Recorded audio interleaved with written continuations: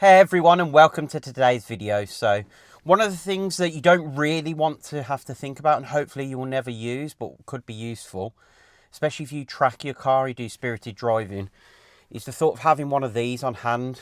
So a fire extinguisher.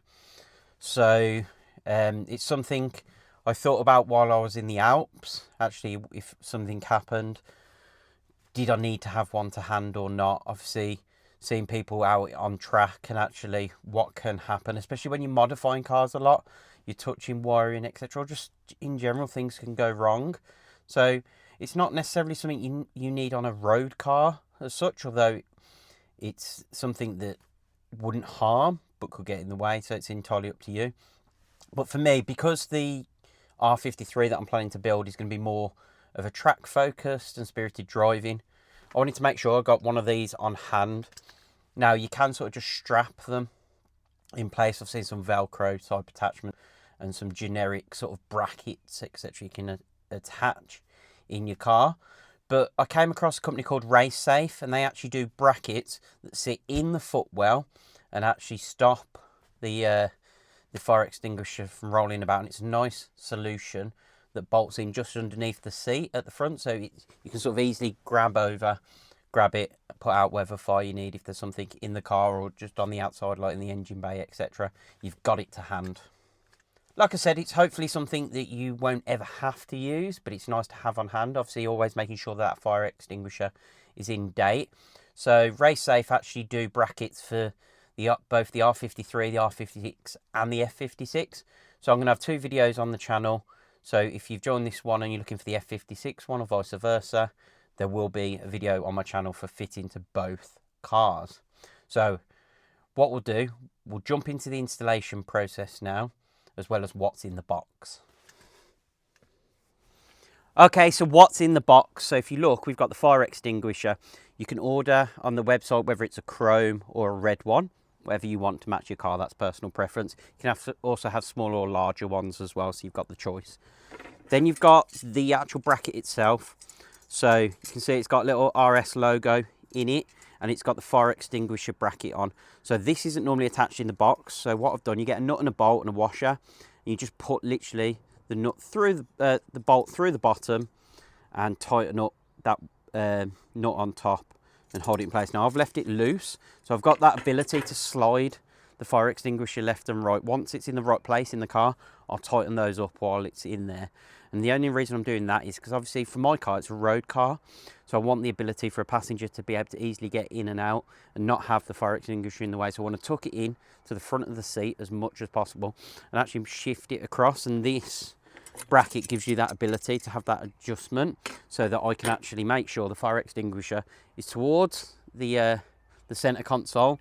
And what I'm thinking is probably this rounded edge facing outwards and this more complicated edge inwards, so that people getting in and out of the car don't catch themselves on here and don't accidentally pull the pin and set it off, etc. I think that'd be quite difficult to do, but I just want to avoid any chance of anyone catching anything on this end.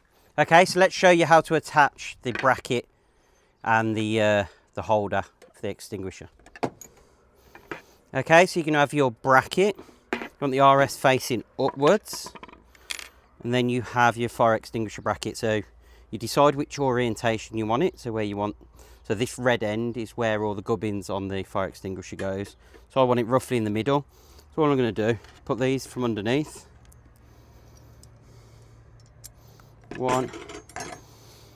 And then let's just get that little nut on there. We'll do the same on this side.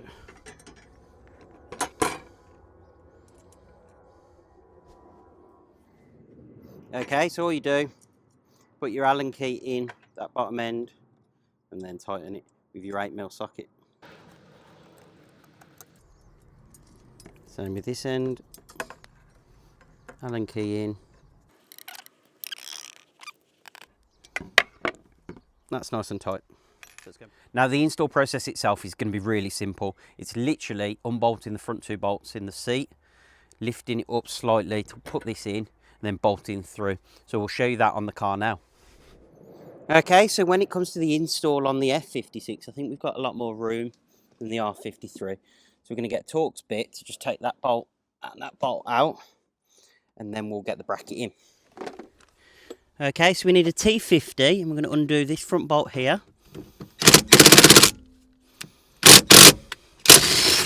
One, and there's another bolt over here. Two.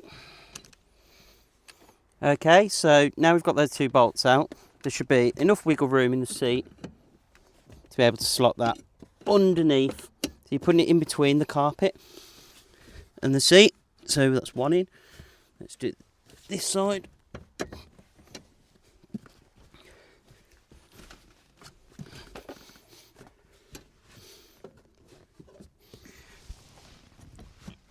Okay, there's a little lip that I was getting stuck on. Now it's up to you again on how far you want to put it under this seat. Now, if we bring, do it again, if you're going to have passengers in the back of your car, so like on my GP video, I put the bracket on the second hole. I think for this one, actually, let's double check. Let's put it on the first hole so it's spaced further out. And the reason I'm spacing it further out is so that you can get the front seat slid all the way forward to make sure you can get someone in the back. Again, depending on what car you fit in this, if it's a track car or a two-seater, you may be less worried about people getting in and out the back. But for this car, I have people getting in and out the back, so I just want to make sure I've got that extra wiggle room to get that second bolt in.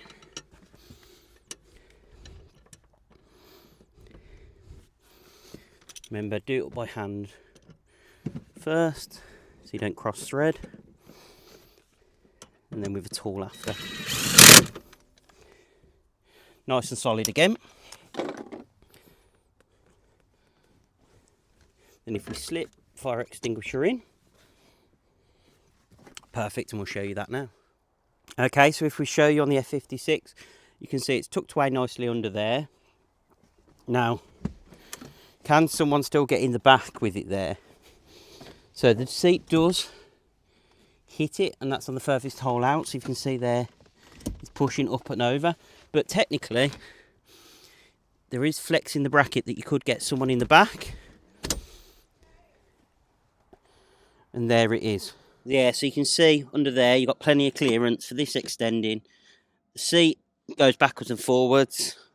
But again, I think this is more a modification for a track-going car or fast off-road. So you're probably less worried about people getting in the back. But because the F56 is newer, I just wanted to show that you are going to hit that if you bring the seat all the way forward. There is movement to bring it a little bit forward, so you could get in and out the back, it'd be a tight squeeze, but just something to note if you wanted to fit this to a road going car with back seats.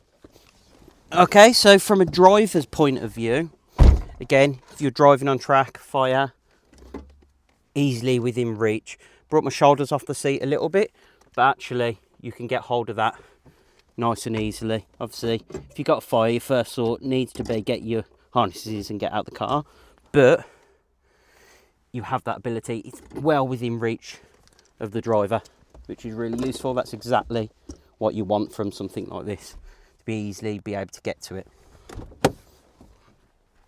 Okay, and if we step in from a passenger side and shut that door, there's no interaction with my feet or my legs in terms of that.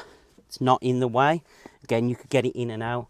If you had a passenger in the car, the passenger could easily get that out and use that as well. So I think that's a good test of actually how much this impedes if you have got passengers in the car, because it's not always about just having the driver in and how much space there is.